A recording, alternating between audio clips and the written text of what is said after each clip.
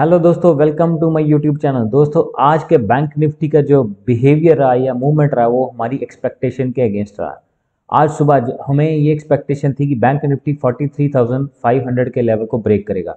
Level को break कर, लेकिन बैंक निफ्टी का थर्ड कैंडल जो कि 925 पे बना है, आप देखेंगे वो थर्ड कैंडल इसने एक डॉजी कैंडल बनाया।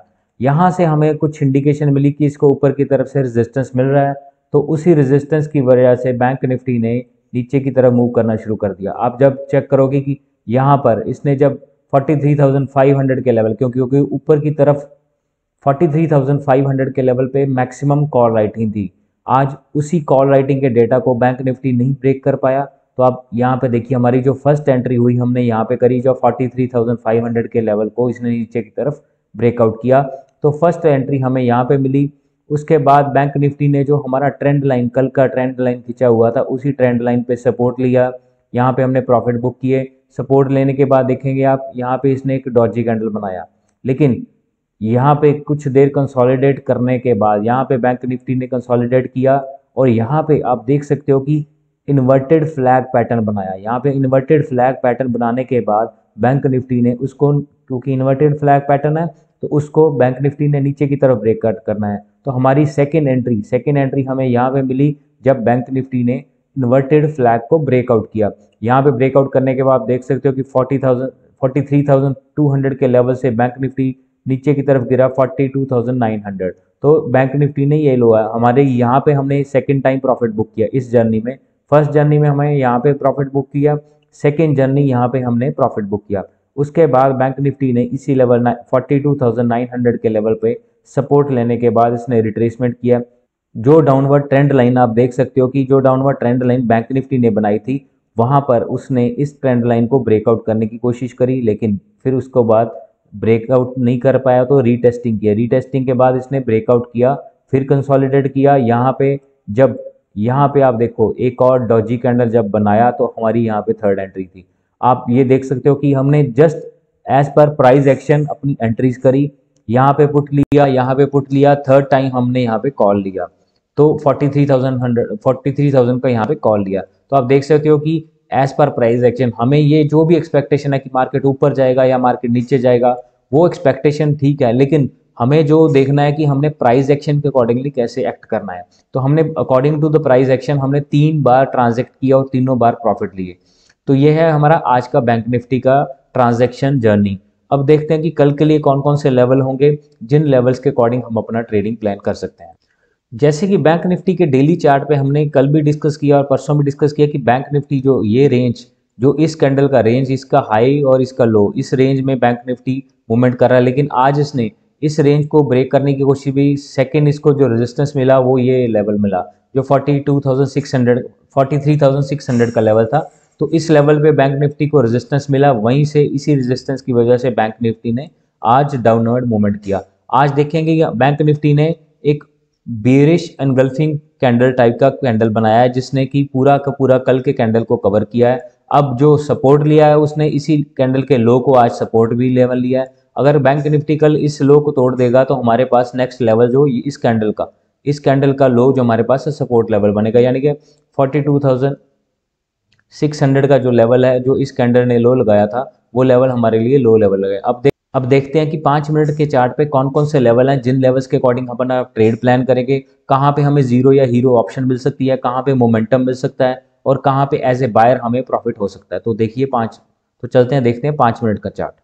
ऑप्शन चेन के अकॉर्डिंगली हम देखेंगे कि कौन कौन से हमारे पास सपोर्ट है, रेजिस्टेंस लेवल है। तो चलिए देख करते हैं हम ऑप्शन चेन का एनालिसिस।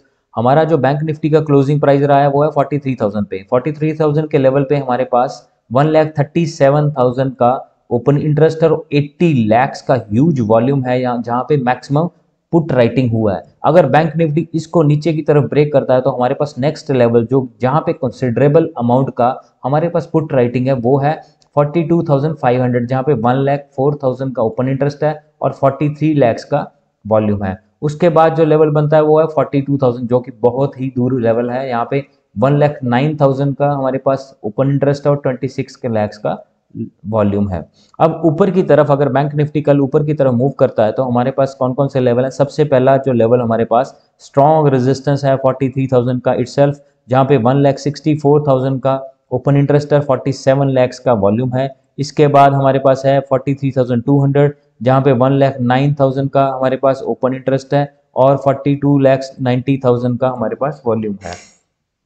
नेक्स्ट लेवल हमारे पास जो इंपॉर्टेंट है 43,300, 1,50,000 का ओपन इंटरेस्ट, 43 लैक्स का वॉल्यूम, 43,400, 1,41,000 का ओपन इंटरेस्ट, 39 लैक्स का volume, 43,500, 2,69,000 open interest and 62 lakhs का वॉल्यूम।